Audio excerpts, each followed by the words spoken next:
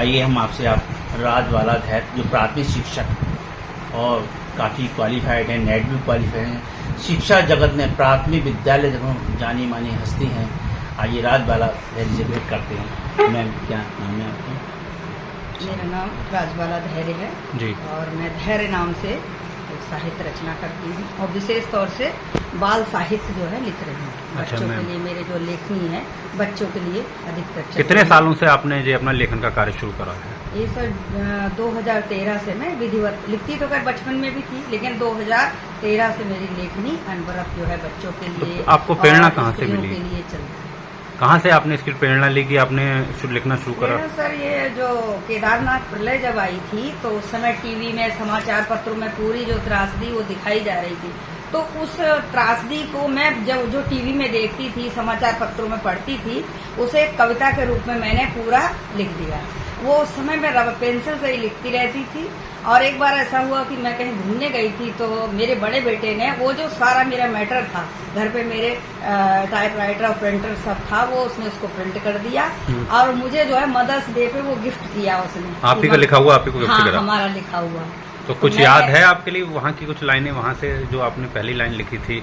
हाँ, कुछ याद? ये जो मेरी ये जो केदारनाथ पुस्तक है ये हे केदार सब बेजार, स्थान मंदिर केदारनाथ, 16 जून 2013 रविवार, समय था रात्रि पहर, कुदरत ने ढाया था कहर, हे केदार सब बेजार। दूर दूर से लाखों यात्री चार धाम यात्रा पर थे आए, कुछ ने बाबा के दर्शन पाए, कुछ दर्शन की आस लगाए। इस तरह से पूरी कहानी जो है काव्य में चलती गई। जब मेरे बेटे ने मुझे भेंट की मुझे अच्छा लगा, तो जो वरिष्ठ साहित्यकार हैं, कुछ जो हमारे वरिष्ठ हैं, उनको मैंने इसे दिखाया तो बोले ये पुस्तक के रूप में धैर्य जी अगर इसको आप करें तो अच्छा, आप तो जो है अच्छा संकलित हो गया। हाँ, तो जैसे कि कोई गुरु वगैरह आपने बनाया, कोई टीचर जहाँ से आपने लिखना सीखा हो कि एकदम से आदमी लिखना शुरू कर देता है? नहीं, ये जो मैंने केदारनाथ प्रलय पर जो पुस्तक लिखी वो तो मैंने अपनी जो मेरी जो भावनाएं मन में आती गई, जो त्रासदी के दर्द को लेके, इसमें किसी की मदद नहीं ली। लेकिन इसके बाद मुझे लगे कुछ लिखना, तो मेरे जो भाई हैं डॉक्टर वीर सिंह आजाद, उनके एक जानने वाले मित्र हैं, उनके भी वरिष्ठ हैं, तो उन्होंने कुछ दिन मुझे 15-20 दिन कुछ बोर्ड लिखने के सिखाए थे कि किस तरह से क्या लिखना है। उनका मैं नाम भूल रही हूँ क्योंकि मैं उनको भाई साहब कहती थी, तो उन्होंने कुछ दिन मुझे काफ़ी मेरी दी। उसके बाद जो अनवरत मेरी लेखनी बच्चों से शुरू हुई, लेकिन आज मैं हर विषय पर लिखती हूँ। जैसे आपका प्रिय कौन सा है? प्रिय मतलब अगर क्षेत्र कहा जाए, हास्य, व्यंग, किस में आपको अपने बाल साहित्य, बाल साहित्य जो बच्चों के लिए जो अभियान गीत वगैरह हैं वो मैं विशेष तौर से लिखती हूँ, और नारी विमर्श और स्त्रियों पे जो है। तो बच्चों की कहानी के फॉर्म में लिखती हैं कि बच्चों की कहानियाँ भी लिखती हूँ, कविता भी लिखती हूँ। मेरी एक पुस्तक सुनो कहानी गाओ गीत, तो गीत में जो है मेरी लिखी हुई कविताएं हैं और कहानी में जो है कुछ मेरी स्वरचित कहानियाँ हैं, कुछ में दादी नानी से सुनी हुई कहानियाँ, उनका संपादन है। अच्छा, जैसे कविताओं के मामले में एक बात माना जाता है कि पुरुष प्रधान माना जाता है, हाँ। महिलाओं को मौका कम मिलता है। क्या आपको ऐसा लगा यहाँ पे आके कुछ? नहीं, ऐसा कुछ नहीं है। कलम जो है किसी की दासी नहीं है, चाहे वो पुरुष हो चाहे महिला हो, जिसके भी मन में विचार आ रहे हैं विचार, लेकिन बस कुछ चीज़ें ऐसी हैं कि आप उसे चाहे तो सामाजिक पहलू कह सकते हैं, चाहे आर्थिक पहलू कह सकते हैं, वहाँ स्त्रियाँ कहीं ना कहीं जो है अपने को कुछ बंधा हुआ महसूस करती हैं। जैसे महादेवी वर्मा का नाम आता है। हाँ, अब अगर आप महिलाओं का नाम देखेंगे तो बहुत गिनी चुनी महिलाएं आपको दिखाई देंगी। महादेवी वर्मा है, सुमित्रा कुमारी चौहान है, कितना बढ़िया। महादेवी वर्मा पे तो आप जितना लिखना चाहें उतना लिख सकते हैं, जितना उनका साहित्य पढ़ना चाहें तो बहुत बड़ा अपने आप में वो है। कुछ आपने बच्चों के बारे में अभी आपने कहा, कविताएं लिखी, मैगजीन लिखी, तो थोड़ा सा बाल साहित्य को सुनाइए थोड़ा सा कुछ। हाँ, जैसे बच्चों के लिए छोटी छोटी कविता लिखती हूँ, हैं जैसे भाई बहन के ऊपर कविता। एक दिन हमने पकड़ी चिड़िया, बंद करी कमरे के अंदर, बंद करी पिंजड़े के अंदर, दाना पानी दिया सभी कुछ और कुछ ना खाती चिड़िया फिर भी। इस तरह से जो कविता है, फिर वो मम्मी आती हैं बच्चों की वो कविता में, तो बच्चों को डांटती हैं, फिर वो कविता जो बच्चे हैं उस चिड़िया को छोड़ते हैं, और टीचर दीदी, मेरे दादा, और बहुत सारी मेरी कविताएं हैं। आप कितनी किताब लिख चुकी हैं मैडम?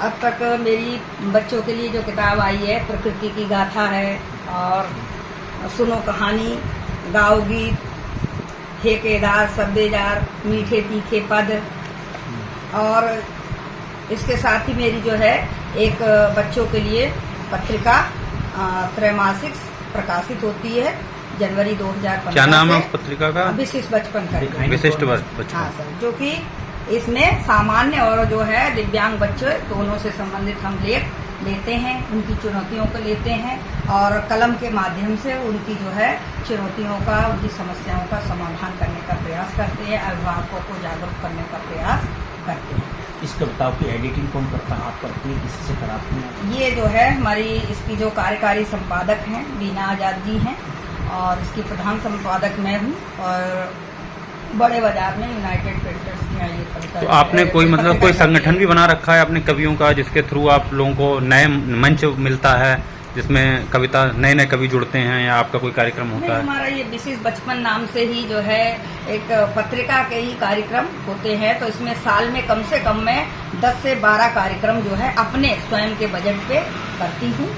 कविता पाठ अच्छा, होता है, हाँ। विचार गोष्ठी होती है। जब कोई विशेष दिन होते हैं तो अगर मेरे पास समय नहीं होता है तो ऑफलाइन नहीं तो ऑनलाइन कवि गोष्ठी या विचार गोष्ठी जरूर रखती हूँ, ताकि हम अपनी बात कह अब आपने सकें। यहाँ पे एक बात कही बजट की, हाँ सर। तो कवि जो होते हैं उनमें बजट को लेके किस तरीके की समस्याओं का परेशानी है? बजट को लेकर सर यही है कि मन में भाव आ रहे हैं, विचार आ रहे हैं, अब अपने विचारों को दूसरों तक पहुंचाने के लिए, समाज तक पहुंचाने के लिए हर कवि चाहता है कि मैं इस कविता को एक पुस्तक के रूप में ढालूं। अगर पुस्तक के रूप में ना ढालूं तो कहीं ऐसी जगह भेजूं। अब जहां भी वो भेजना चाहता है वहां भी कई जगह सदस्यता की बाध्यता होती है, क्योंकि जो भी पत्रिका निकाल रहा है भाई उसको भी कुछ ना कुछ आर्थिक वो चाहिए। तो आर्थिक बजट के मतलब बजट के अभाव में जहां हमारी बात या जहां हमारे विचार पहुंचने चाहिए वो पहुंचते पहुंचते रुक जाते हैं। जैसा कि आपकी विशेष बचपन मैगजीन निकलती है मैडम, हाँ। कितनी प्रतियां छपती हैं इसकी? इसकी जो है सर 500 प्रतियां जो है हमारी छपती हैं और इनको हम निःशुल्क वितरित करते हैं, क्योंकि जो है जो हमारे साहित्यिक कार्यक्रम जो मेरे होते हैं उसी में जो साहित्यकार आते हैं उनको, और बाकी जब गोष्ठियों वगैरह में मुलाकात होती है वहाँ और कुछ कॉलेज वगैरह तो में बाहर भी जाना विद्यालय होता है आपका? बरेली शहर के बाहर भी आप कवि रचनाएं पढ़ने के लिए कुछ जान? तो मुरादाबाद है, रामपुर है, हल्द्वानी है और आपका उन्नाव है और बहुत जगह जाना हुआ है, शाहजहाँपुर है, नैनीताल है। अब तक आप कितने से सम्मानित की जा चुकी हैं? थोड़ा सा अब तक कम से कम मुझे ज़्यादा नहीं है तो 50 से ऊपर संस्थाओं द्वारा जो है स्थानीय और जो है प्रदेश स्तर पे संस्थाओं से सम्मानित किया जा चुका। क्या आप स्कूल में बच्चों को कविता का उत्तराखंड में सिखाती कई बार हैं? सम्मान कर आपके जैसे आप टीचर हैं, Yes, sir. बच्चों को कुछ सिखाती हैं, जैसे गीत के माध्यम से सिखाती हैं? हाँ, कुछ मैं माध्यम- जो मेरा- स्कूल चलो अभियान में अगर कुछ बोलना चाहती हैं? हाँ बोलिए। बिल्कुल बिल्कुल। मैं जो वैसे विद्यालय में अपने उच्च प्राथमिक विद्यालय में सहायक अध्यापक हूँ, तो वहाँ मेरा विषय सामाजिक विषय है। तो मैं कोशिश करती हूँ कि जो अपने बच्चों को कि जो टॉपिक पढ़ा रही हूँ तो कुछ शब्द देके कि उनसे उनमें या कहानी या कविता बना के लाओ। तो बच्चे प्रयास करते हैं और मेरी क्लास में 2-3 बच्चियाँ ऐसी हैं जो कहानी बनाने में बहुत माहिर हैं। भले ही उनकी लेखन में गलती हो जाए, लेकिन भाव उनके ऐसे होते हैं कि मैं समझ जाती हूँ कि बच्चों ने इस कहानी को जोड़ने का प्रयास किया है। एक पायल नाम की लड़की है और बहुत अच्छी अच्छा, आपकी कहानी अंजलि है। आपकी मैडम सबसे प्रिय कविता कौन सी है जिससे आप पहचानी जाती हैं? मेरी जो है सबसे प्रिय कविता बच्चों के लिए मैंने बहुत पहले लिखी थी, हमारा भारत देश महान। थोड़ा सा सुनाइए। कोई हिंद कोई बोले हिंदुस्तान, हमारा भारत देश महान। खुशबू उठती है फूलों से, फसलें खड़ी है सीना तान, फूलों की कहीं महके बगिया, भौरे करते गुंजन गान, हमारा भारत देश महान। शंखनाद होता मंदिर में और मस्जिद में अजान, कहीं चर्च में बजती घंटी, गुरुद्वारों में लंगर कीर्तन गान, हमारा भारत देश महान। ये एक मेरा अभियान गीत है जो कई पत्रिकाओं में, समाचार पत्रों में प्रकाशित हो चुका है। और मैं अपने विद्यालय में जब भी 15 अगस्त का या ये गणतंत्र दिवस का कार्यक्रम होता है तो मैं स्वयं या बच्चों के द्वारा इस अभियान गीत को जरूर जो है सुनती हूँ और सुनाती हूँ। अच्छा, बरेली में जो है कवियों की और लेखकों की क्या स्थिति पाती हैं आप? क्या मतलब आर्थिक रूप से परेशान हैं, या इनके लिए कुछ होना चाहिए सरकार की तरफ से या और संस्थाओं की तरफ से? क्या आपका? सबसे बड़ी दिक्कत तो ये है, आर्थिक तो है ही है, जो आपने बात कही, आर्थिक तो जो अर्थ जो है सबकी जड़ है, और उसके साथ साथ स्थान की भी समस्या। हमारे बरेली में कोई इस तरह का मतलब सामाजिक कह सकते हो या सरकार की तरफ से या समाज की तरफ से ऐसा कोई स्थान नहीं है जहाँ कवि लोग निःशुल्क बैठ के वो कर सकें। जैसे अभी ये खुशहाली है डॉक्टर इनका बागरानी जी का, यहाँ काफ़ी लोगों को सहूलियत मिल रही है, निःशुल्क बैठते हैं। लेकिन इस तरह वहाँ भी बहुत सारी व्यस्तता रहती है क्योंकि कवि इतने हैं, लेखक इतने हैं, तो लेखकों को एक मंच, एक स्थान ऐसा चाहिए कि जहाँ वो अपना इकट्ठे होकर अपनी बात कह सके। और दूसरा बजट वाली दिक्कत तो है ही। जैसा अभी आपने कहा मैं एक बैंक्वेट हॉल बनवा रही हूँ, हाँ तो शायद संस्थान के रूप दूंगी, तो उसका क्या रूप होगा थोड़ा सा? नहीं, हाँ, ये बात बिल्कुल सही आ गई कि अब है तो किसी को तो पहल करनी पड़ेगी। बिल्कुल। तो आपकी तरफ से क्या कुछ पहल करने के? हाँ, तो मैंने इस चीज़ को महसूस किया है क्योंकि मेरे अपने इसके मैगजीन से जुड़े विशेष बचपन एक तरह से जो पत्रिका का अपना वो है ऑफिस है, तो ये मेरे जो बैंक्वेट हॉल है आजाद पैलेस, वहाँ से ही जो शुरुआत की थी मैंने, तो कार्यक्रम वगैरह वहीं होते हैं।